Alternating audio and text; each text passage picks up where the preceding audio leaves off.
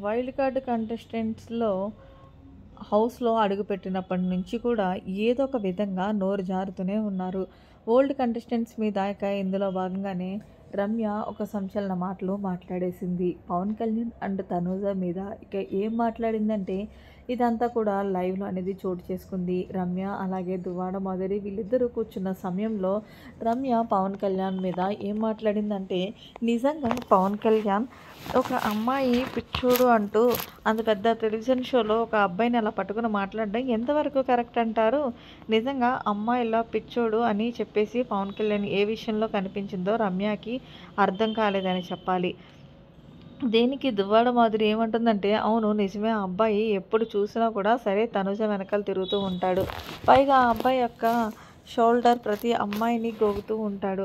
నాకు గనక రమ్య నీ జోలికొస్తే చెప్పు తీసుకొని కొడతాను అంటూ ఏకంగా దువ్వాడ మాధురి లైవ్‌లో చాలా పెద్ద పెద్ద మాటలు మాట్లాడేసిందనే చెప్పాలి.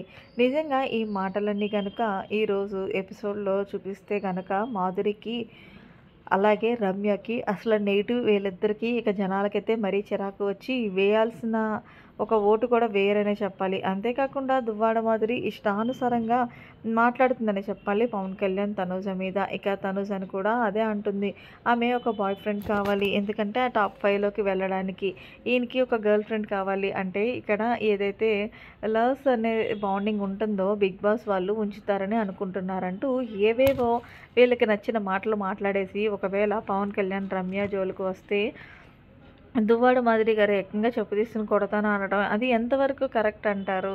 ఏదేమైనా సరే ఈరోజు ఎపిసోడ్‌లో ఈ వీడియో అయితే వేయాలి. లేకపోతే గనక వీకెండ్ వచ్చిన నాగార్జున గారు చూపించాలి. అప్పుడు ఉంటుంది అసలైంది ఏంటి అనేది. ఏదేమైనా సరే ఇంత పెద్ద షోలో అలా మాట్లాడడం ఎంతవరకు కరెక్ట్ అంటారు? ఏదేమైనా తనుజ, పవన్ కళ్యాణ్ వీళ్ళిద్దరూ కూడా ఎవరి లిమిట్స్‌లో వాళ్ళు ఉంటారు. అదే అంటారు కదా! కదలలేని దురద కత్తిపీటకి ఎందుకని. పవన్ కళ్యాణ్ తనుజతో తప్ప ఇంకెవరితోనూ మాట్లాడడు. కాబట్టి రమ్యని పట్టించుకోలేదు కాబట్టి రమ్య ఏకంగా పవన్ కళ్యాణ్‌కి ఆడోళ్ళు పిచ్చోడని ఒక టాగ్ లైన్ అయితే పెట్టేసింది. మరి మీరేమంటారన్నది కామెంట్ సెక్షన్‌లో తెలియజేయండి. మరిన్ని లేటెస్ట్ అప్డేట్స్ కోసం మన ఛానల్‌ని సబ్స్క్రైబ్ చేసుకోండి. Thanks for watching. By by. Have a nice day.